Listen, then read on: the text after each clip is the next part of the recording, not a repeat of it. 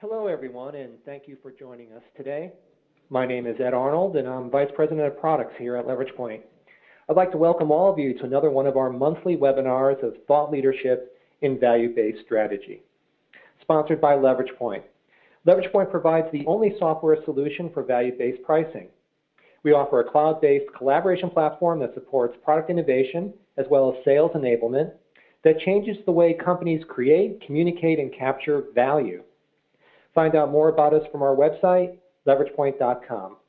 Now, during the webinar, if you have any specific questions or comments, please feel free to enter them in the right-hand panel in the question section. And then later on, we'll respond to as many of them as we can. Now, time to introduce today's speakers. We are delighted to have with us today two experts to address the topic of value capture. First, we have Tim Rowlands, who is founder of Edgeworth Incorporated. Tim has worked with a number of global companies over 20-plus years to improve their sales function. Some of his clients include market leaders such as FedEx, General Electric, Alcoa, among many others. Joining Tim today is Greg Wagner. Greg is a former Fortune 500 executive with an impressive track record in business turnarounds. He now runs his own firm, Value Engager. So welcome, gentlemen, and thanks so much for being with us today. Our pleasure. Thank you, Ed. And good morning to everyone. I want to thank all of you for being here. My name's Tim Rowlands, and I'm starting off, and my sidekick, Greg, will be here to help with some examples as we go through the session today.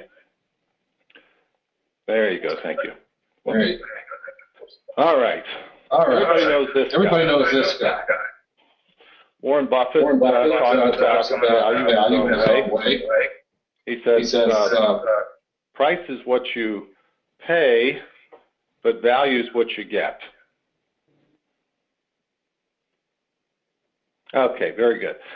We're going to be talking about price and value all morning, and I guess the place to start here is to say there's a difference between price and value. Price is what you pay, value is what you get back. And I want to break down the subject areas we get into this. We talked about the idea of confidently selling your value proposition. Confidence means that you know this will work if given the chance, that you yourself would buy if you were the customer. And pitching the value prop is really not about pitching product, as we'll talk about more. It's about selling profit that customers can't get on their own. And demanding customers, we're talking about meeting their needs for profit growth, or we go home. Now, the agenda, we're going to make the case, talk about some challenges, get into some components of the plan, and then lay it out for you, hopefully as a takeaway. It's not simple. I'm sorry, it's not easy, but it's a pretty simple plan to follow. What do sales execution models have in common? All these things. Yeah, and I think most of you out there that have either been a salesman or a sales manager have spent money in these areas trying to hone your skills. It adds up to globally a $292 billion spend. And the question that I often ask is, what was the return on that investment? Our customers tend not to be impressed by some of our sales folks and the way we approach them. And I think part of the reason is they're really not engaged in bringing value to the customer's business. And that's what we want to talk about today, bringing that value to the customer's business. Last year, the global spend on sales training was $292 billion. And that money was spent on programs like this. Great programs, important, understanding need, satisfaction selling, understand account planning, getting into tactics like mapping to get with blue sheets to get to the corner office. Yet, you know, customers for the most part were unimpressed.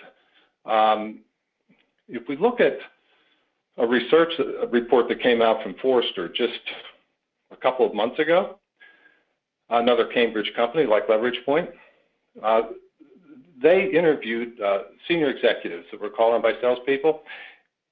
They said to us 89% of all meetings are considered failures. 9 out of 10.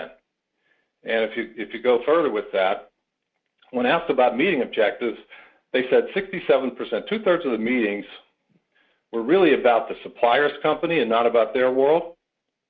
That's a problem.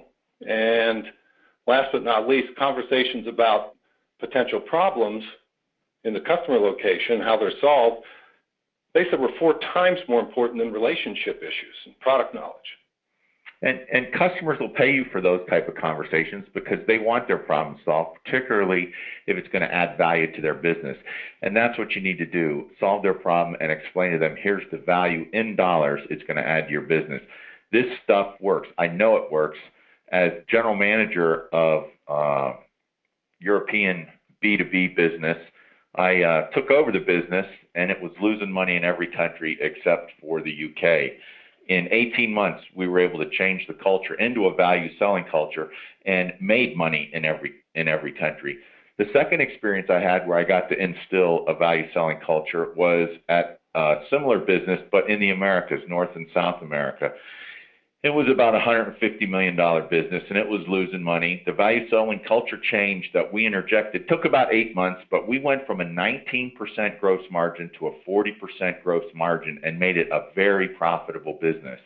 It's a big lever. If you can deliver value to your customer, they'll share it with you, and that goes to the bottom line. What commonly happens in the corporate world is when you take a broken business and fix it, they immediately take it away from you and give you a bigger broken business. And that was what happened to me. I then took over about a $550 million business for the Americas, North and South America, and it was losing money. It was a real issue. We injected value selling culture changes, and in 12 months, we went from a net loss to double-digit ROS. So this stuff really works. It's not easy. You have to do it correctly. It takes a lot of upfront preparation before you just go out and tell the salespeople to do it and show them how to do it. But if you do that, you can get a tremendous financial reward to your bottom line. Okay. Now, if you're looking at a sales organization or you're evaluating your own performance as a salesperson, you can look at some tells or symptoms that we may not be selling value. If product and price discussions are at the center of the customer relationship, or if we're dealing mainly with procurement, we may not be selling value. Just a couple of other quick tells. If salespeople are not participating in new product design, if the revenue and margin goals are supplier-centric and not customer-centered, if we're ineffective at selling to senior levels, we may not be selling value. If we're doing a poor job of generating leads from within our customer base itself, if our forecasts are inaccurate, if we've got a lot of stalled sales cycles, if our salespeople lack adequate knowledge of the industry or the customer, if there's no consistent sales methodology, we may not be selling value. So these are some of the warning signs that tell us, look, what is selling value? Do we need to concentrate more on the customer instead of our own product, and how do we do that? A couple of questions. First of all, are you selling value right now? Well, the answer is yes, or you wouldn't be supplying customers. You'd be out of business. So, okay, that leads to question 2. What is your value proposition? Can you name right now 3 things that will create profit for your customers in most cases? And it has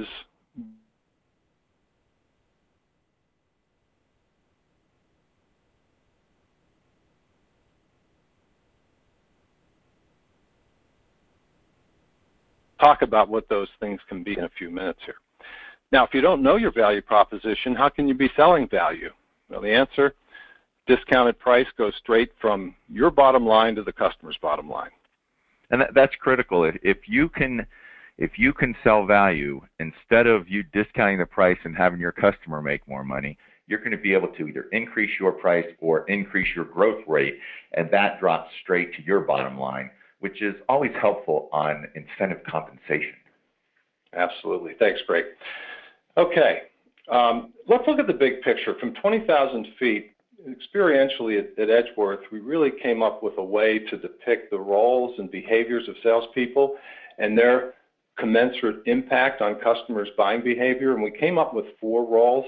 The first role was that of a visitor, and everybody knows you hire salespeople for their personality.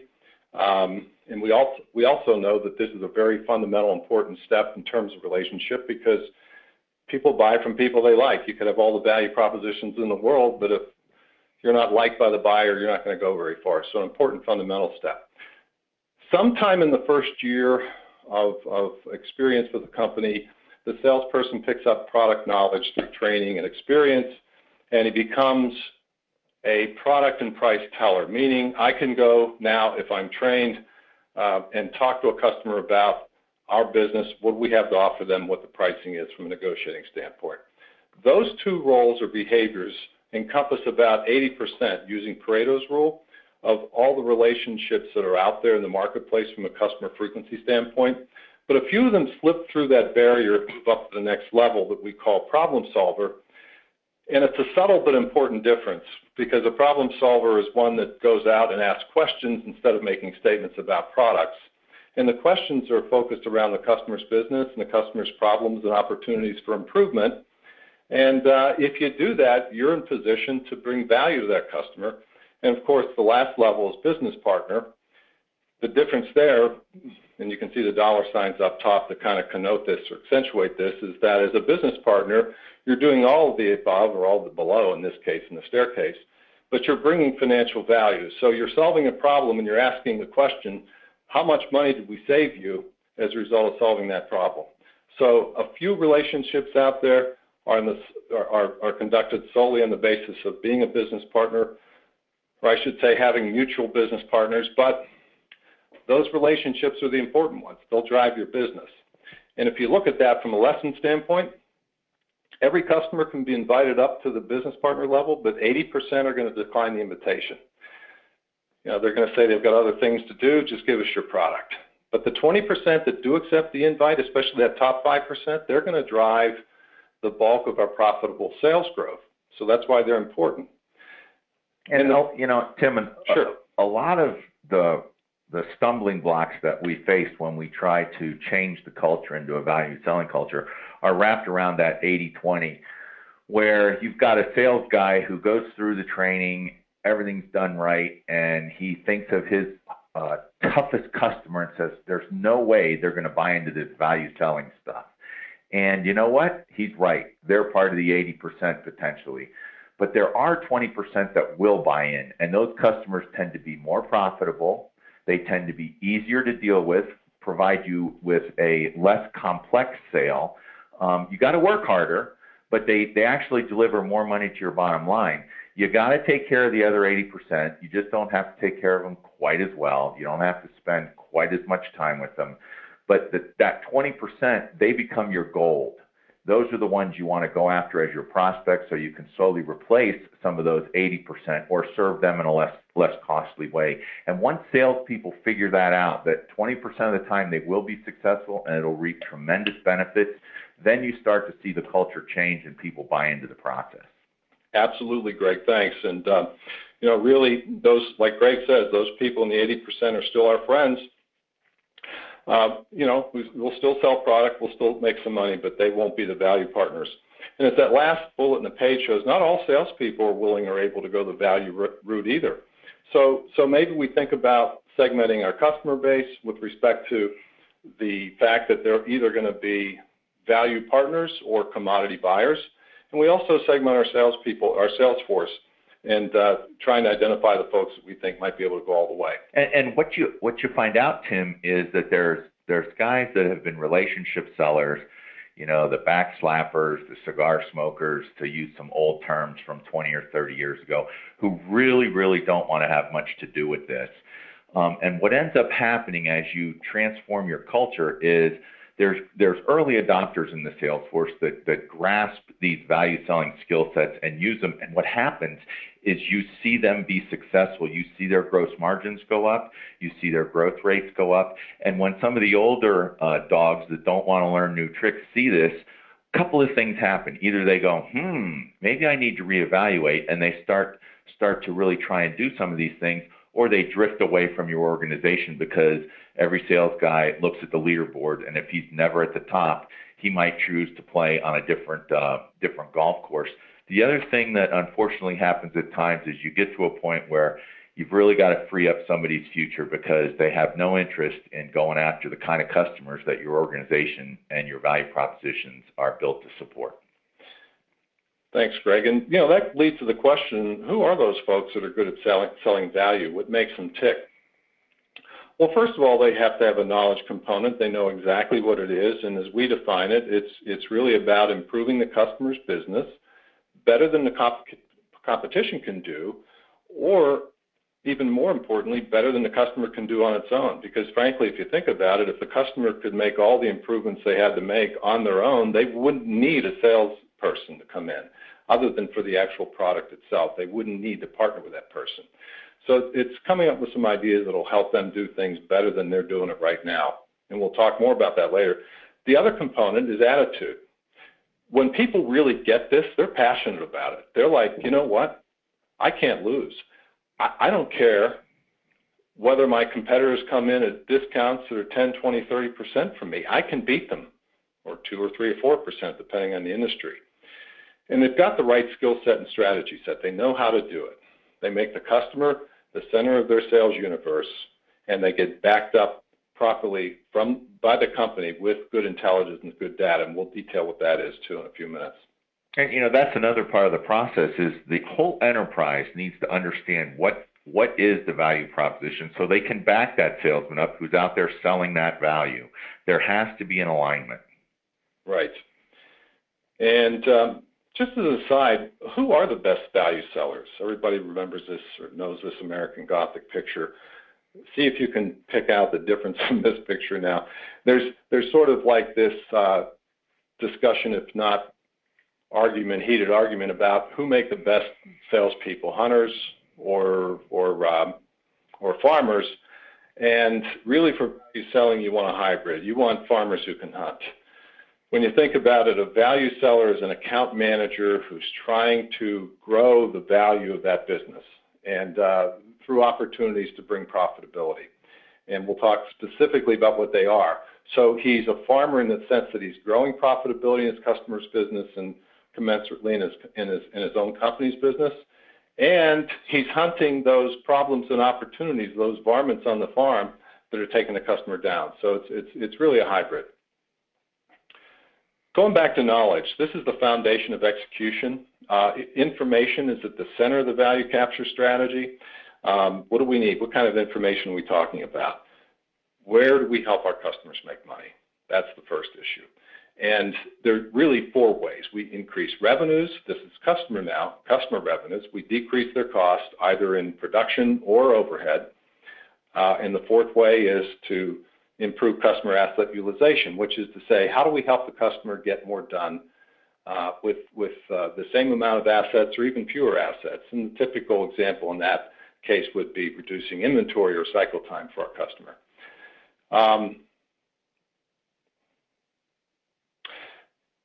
This title says, look, the cornerstone of all this is business acumen, and salespeople cannot afford to be lousy business people.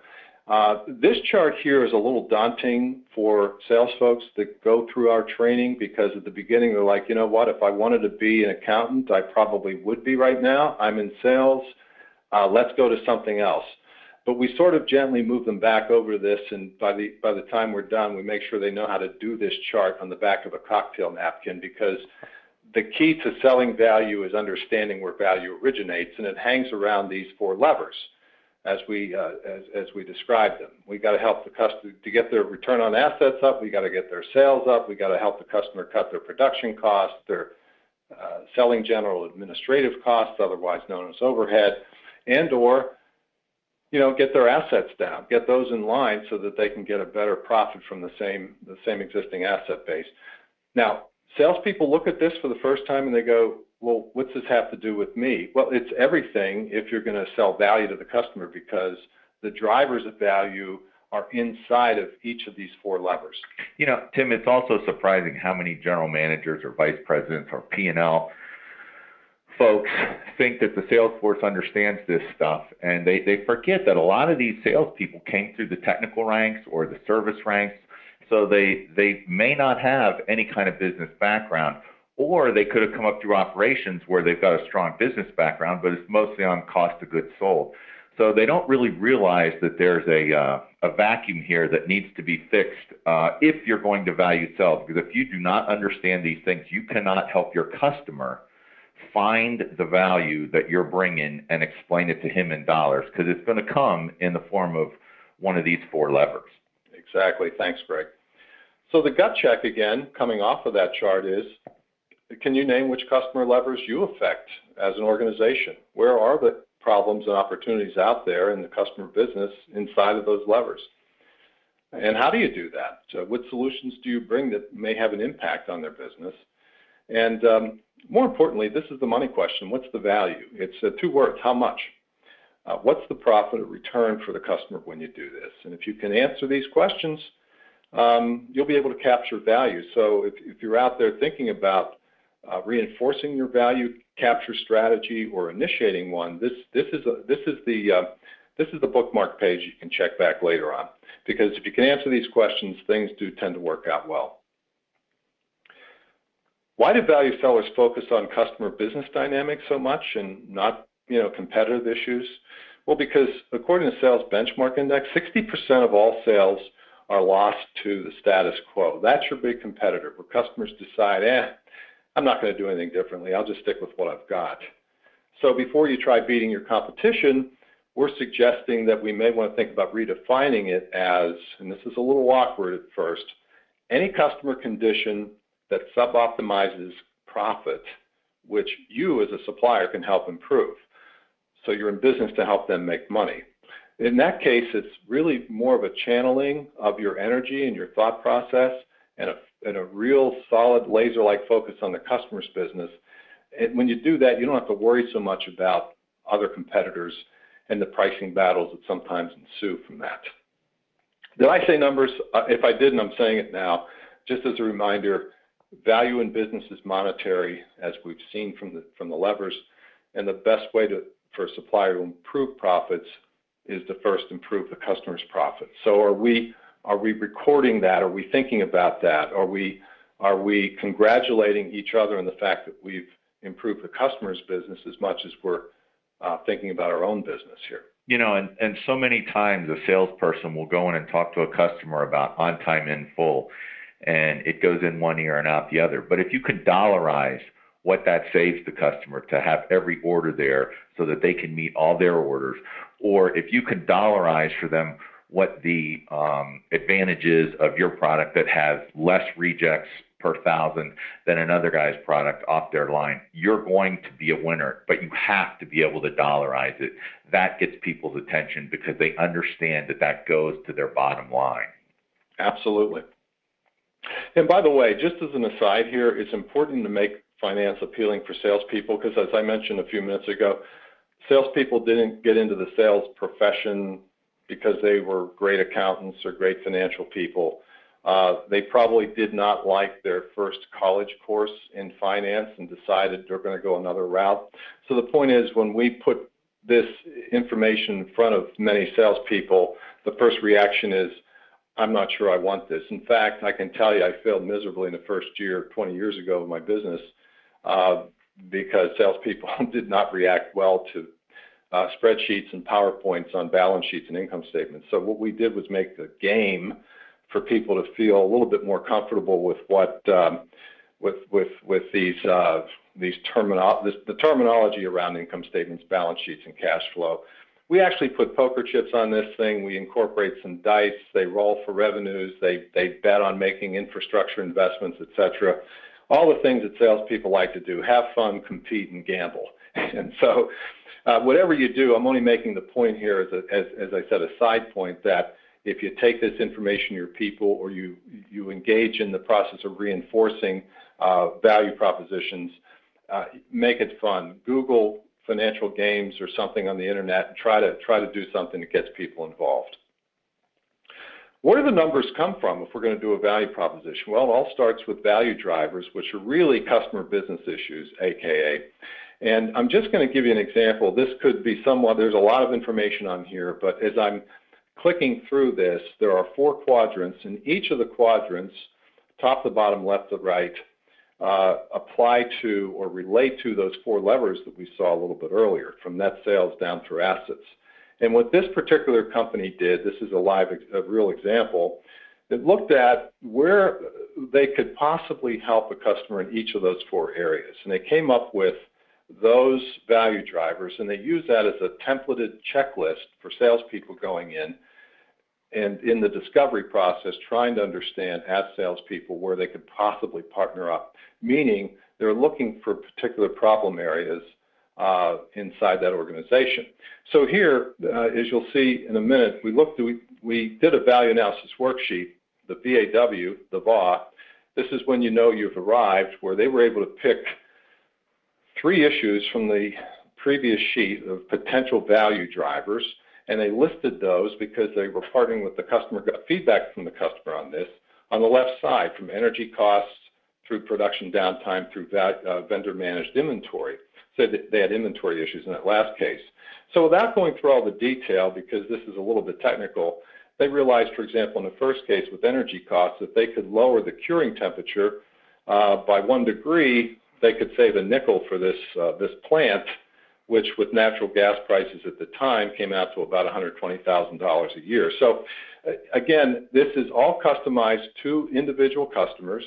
The information that's garnered on this sheet, this VAW, if you will, has been given to us by the customer, but it was prompted at first by the salesperson who, in collaboration with the sales management, sales support team, came up with the checklist of value drivers to begin with that's used as a template to scout out opportunities for improvement. And that's what this ends up being, $438,000 worth. And Tim, a lot of times you say to a sales guy, well, you got to go in and find this information out.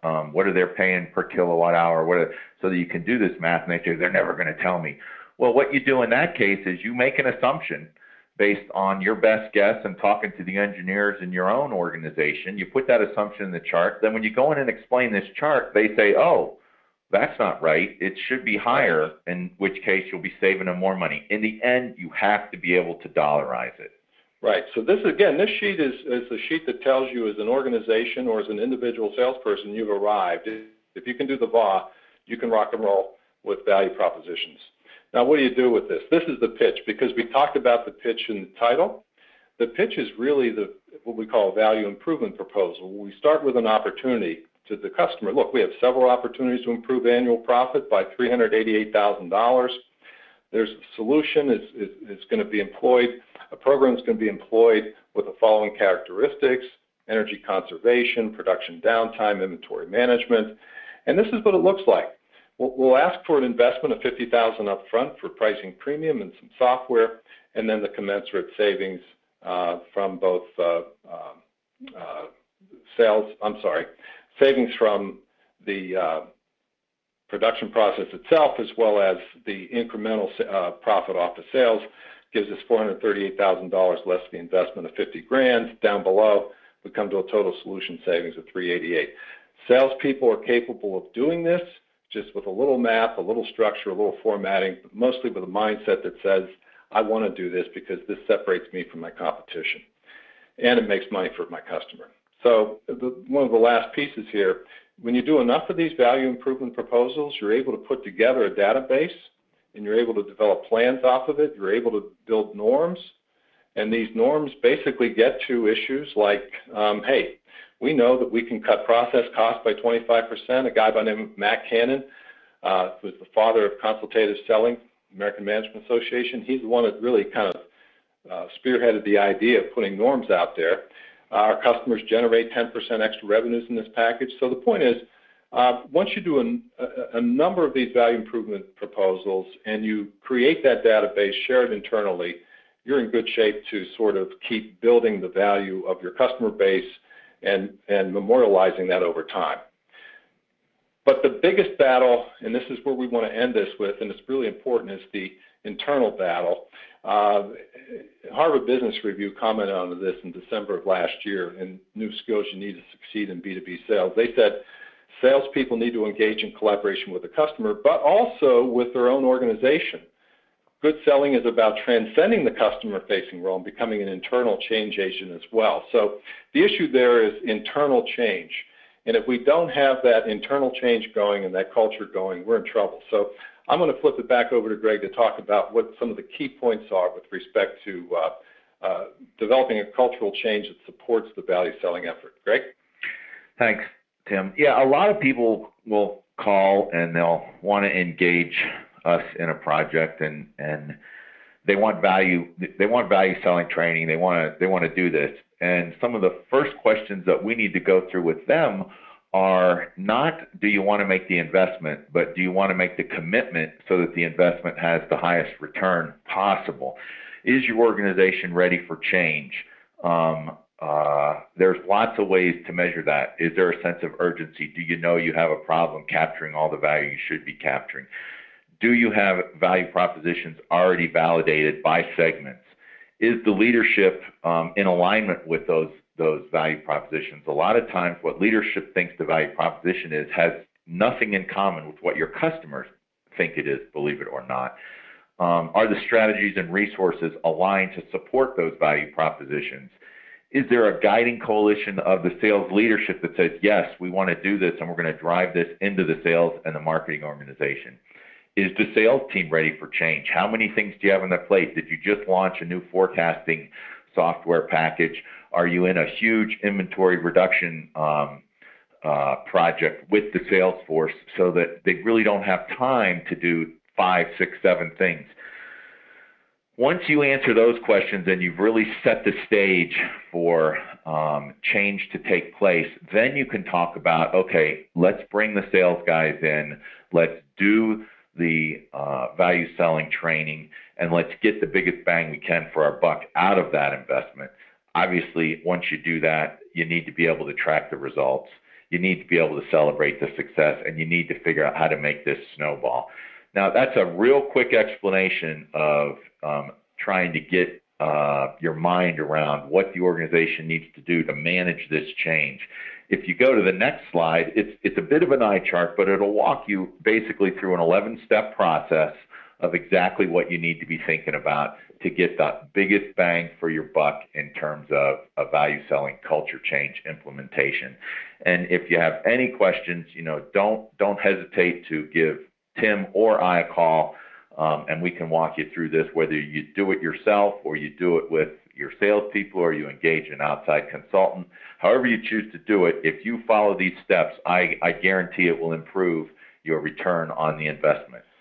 So with that, we're going to send it back to Ed Arnold at Leverage Point. All right. Well, thanks very much, Greg and Tim. Excellent presentation. We have a few questions that we're going to throw to you at the end of this presentation. But before we do that, I want to just say a few words. Oh, and by the way, if you want to add questions to the list, participants, just add them to the questions panel on the right-hand side. I want to take a moment just to build on some of the observations that you guys made, and there were many great ones. But basically to put it into some context and to share some of our experiences working with clients who've embedded Leverage Point into their selling processes.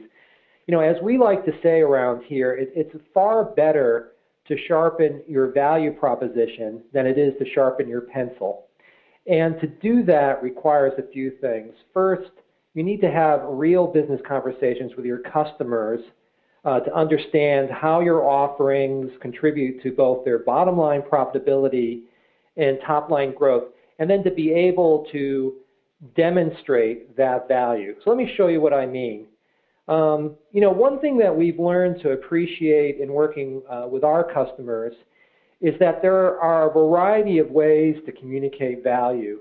It definitely differs as you go across different customers and industries, as well as in what you're selling and who you're selling to, and actually even the individual style of the salesperson. So what you see here are a few of the many formats that we provide in our application to communicate value. So for example, if you look on the bottom row, bottom left, you see a traditional NPV type of format, which is very common with CapEx types of purchases. Others prefer a quick ROI summary, which you see to the right of that. And then what's very common in manufacturers, especially selling to OEMs, is that classic EVE stacked bar chart that you see in the upper left.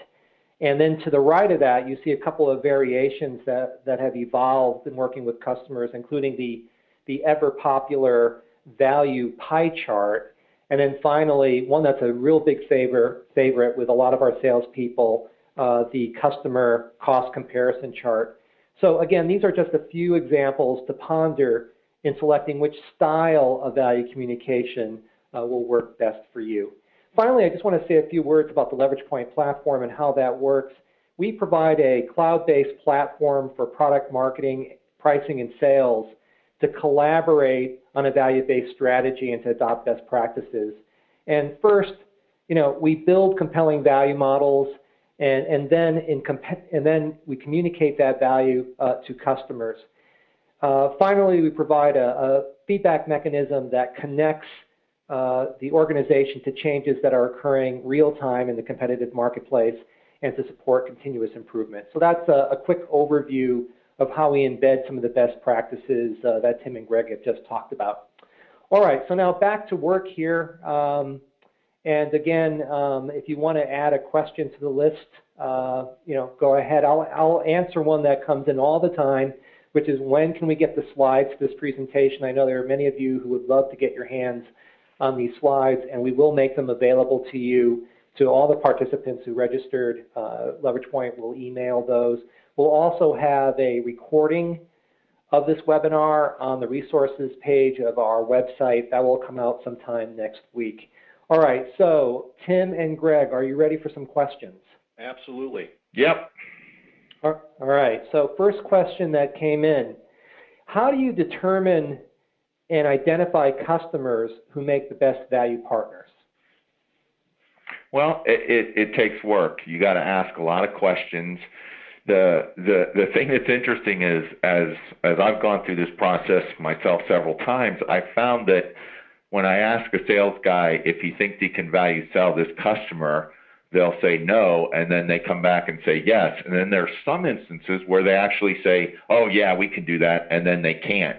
So you really have to start down the path with each and every customer to see if you can find a fit. A lot of times the buyer is going to buy on price, but if you can get to the CEO or a C-level guy and you can explain that you've dollarized the savings and this is what I can bring to your plant, all of a sudden doors start opening and they become a value buyer that you thought historically was just a price buyer. So you got to be talking to the right people to really make that determination, and you've got to do some work on the front end to bring a feature advantage or benefit that's been dollarized in terms of value to the customer's income statement or balance sheet.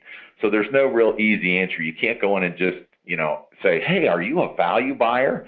Because they're all going to say yes. It takes a little work, but the work is worth it to filter out those 80% and really focus in on growing those 20%. That's exactly right, Greg. What I would say in adding to that would be let the customer make the decision.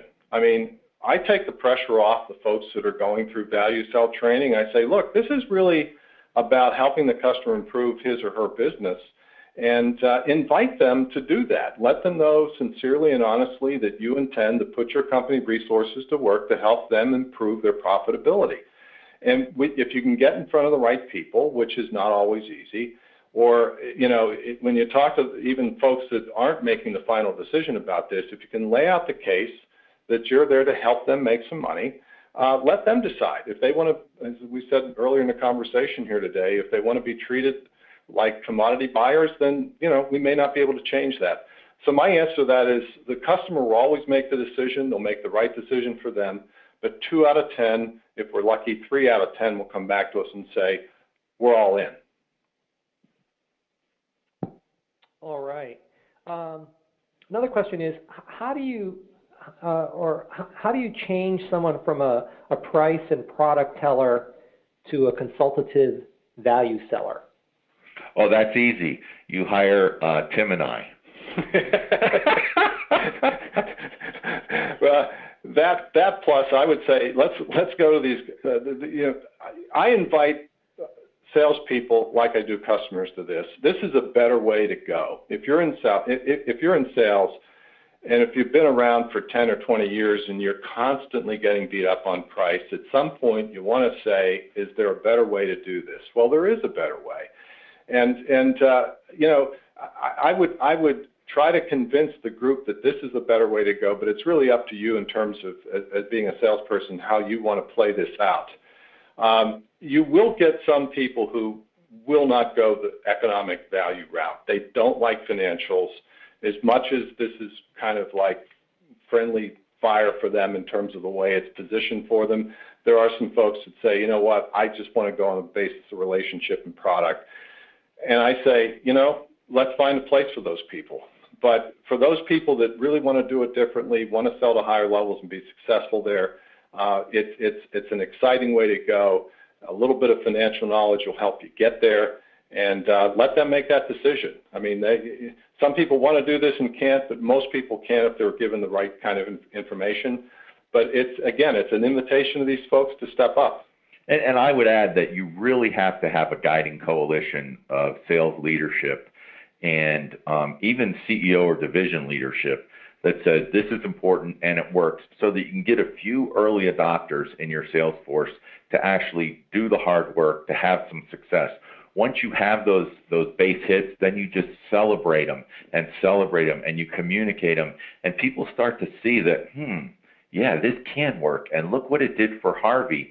And then Sally says, I'm going to try that, and all of a sudden you're getting more and more people that are saying this is the best practice, and it becomes contagious. And then at the end you've got a few, I call them stragglers, who either get with the program, or you find a new role for them, or you free up their future. All right. So another question just came in. What are the personality characteristics of world-class value sellers? Well, I'll refer you back to the slide of the farmer with the 30-06. Really, if I can speak to it generally without getting into the details, we won't have time to go over right now. Generally speaking, you need folks that don't mind managing an account. So there's a set of selection criteria you can get into that will allow you to understand, what's the DNA of that kind of person.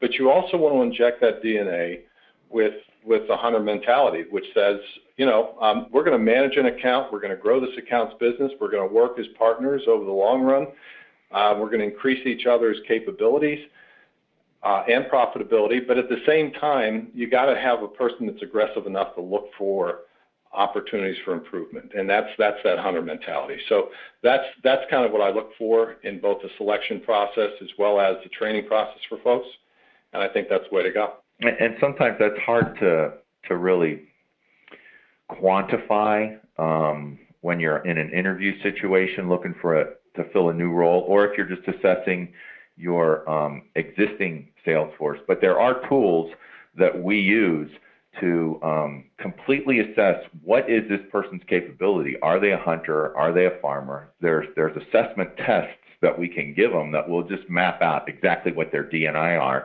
is, so that you can position them to be successful in various parts of the value selling process. All right. Time for another question? Sure. Okay. Does it make sense to split the sales force between value sellers and the others? That's another very, very good question.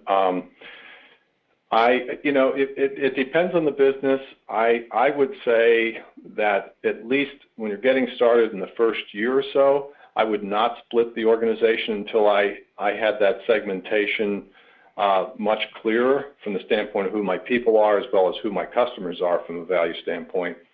Because in any territory, for any salesperson, there's going to be that mix of 80-20 where you've got good potential to move folks up to that value level. And if you try to make too many cute decisions before you understand who they are, you could exclude some possibilities and some opportunities of folks who could eventually buy on the basis of value and partner with you. So I say don't worry about segmenting too much and making decisions out front. Let it run for a year, maybe a little bit more. You'll begin to see patterns in terms of acceptance levels of folks that are issued this invitation to step up to the business partner level. Once you start seeing that line up, then you should make decisions about how do we go after this. At that point, I would definitely recommend taking a look at segmenting the sales force to those folks I identified and assigned to those accounts who are identified as value partners, and make that a separate organization within the organization. But it works both ways. I mean, it's been my experience that almost everybody can learn to value sell. It's how long does it take them to either want to or to understand it. But even if you're selling a commodity, you can value sell a commodity. There are things that differentiate you. And everybody is going to have both types of customers in their territory, so you need to be able to do both. All right. Another question just came in. How do you get buy-in from traditional buyers and move customers from price to value? Well, the first thing that I would say is you have to dollarize the value, and it has to be believable. So you have to sit down and do the work necessary to show, if you buy from me on your income statement or on your balance sheet, this is the benefit that I will bring you versus my competitor, which is basically a value proposition dollarized. Once you've done that, then the second step is you have to get to the right people. And a lot of times purchasing is not the right people. They are compensated for getting a lower price. They aren't necessarily compensated for earnings per share of the corporation. So if you can get to the C-level guys and you can say, I'm going to save you $500,000, you are going to get the audience that you need to drive it down into the system. So there's nobody out there, I don't think, that can't be value sold if you can get to the right people with the right message, because everybody is in this for the same thing. It's earnings per share. So if you can do something that will improve the income statement or improve the balance sheet so the earnings per share or the return on assets goes up, you should be able to beat your competition. Now, if what you're doing is the same as your competition, then you really don't have a differentiated value proposition, and you have to look for that to be successful. So if you don't have a defined differentiated value proposition by segment that allows you to dollarize the savings and the value for your customer, then it's going to be pretty hard to value sell anybody. But if you have those things, then you should be successful anywhere. It's just a matter of how long does it take for you to get through the hurdles, to get to the right people with the right message. Okay, so I wanted to throw in one last question. Value-based or financial-based selling has been around for a while, with ROI models and NPV. I'm wondering how would you describe the differences between the approach that you talked about today, Greg and Tim, with sort of that traditional financial justification approach? Yeah, what I would say, I think this is very important. I'm glad that you asked that question.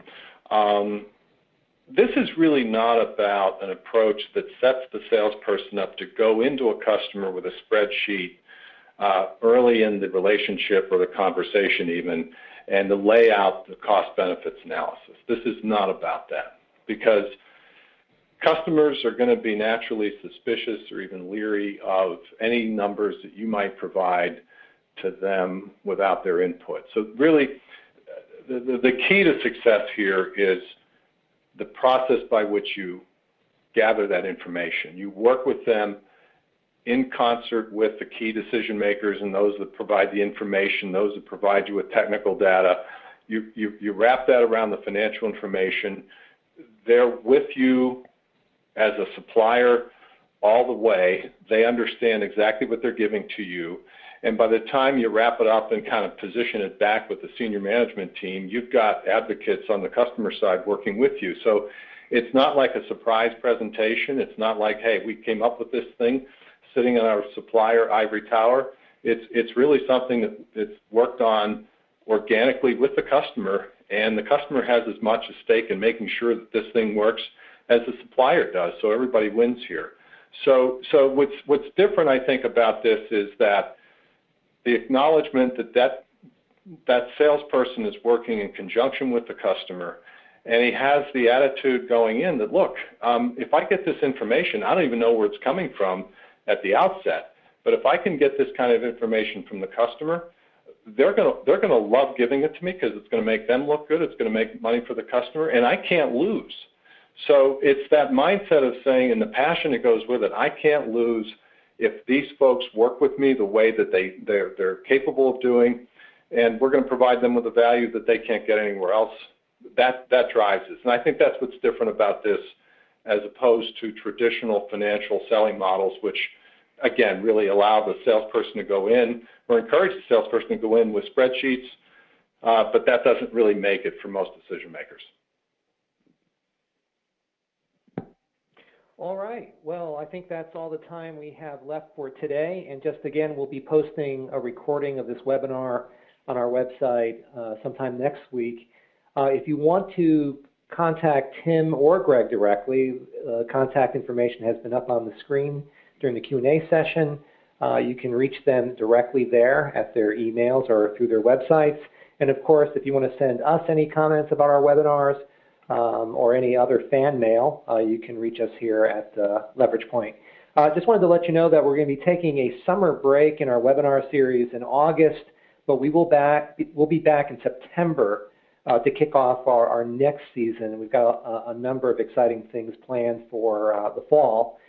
In the meantime, if you want to get a webinar fix, you are welcome to go to our resources page where we have all of our webinars for the last couple of years there, both the slides as well as the recorded sessions as well, so you can watch that. So I want to thank Tim and Greg one last time for being with us today. Thank you, Ed. It was our pleasure. Yeah, very great presentation and really great responses to the questions, so I really appreciate that. And with that, I'll thank everyone one last time for watching, and we'll see you next time.